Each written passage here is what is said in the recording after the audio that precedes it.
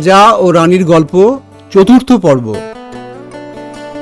ক্রমে দুজনের মন শান্ত হয়, কারণ দুজনেই জেনেছে ট্রান্সফার হতে অন্তত 1 বছর। এদিকে দু অফিসের কলিগরাও জেনেছে পরস্পরের অনুরাগের খবর। ক্রমে সেই খবর ছড়িয়ে পড়ে ওদের বসেদের কাছে, আর তারপর ওদের বাবা মারাও জানতে পারে। তাই দুদিকের বসেরা মিলে ঠিক করে রাজাকে মুম্বাই পাঠাবে প্রমোট করে।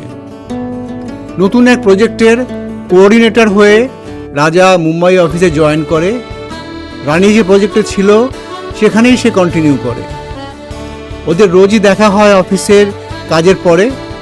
সেটা বেশিরভাগ দিন একই সময় হয় না, তাই একজন অন্যজনের জন্য ওয়েট করে।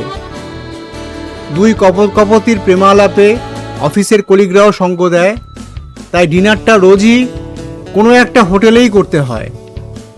কিন্তু কদিনের মধ্যেই ওরা বোঝে এমনি করে রোজ হোটেলে ডিনার করা চলবে না, বাইরে স্পাইসি খাবার খাওয়া আর এত সময় নষ্ট করা ঠিক হচ্ছে না।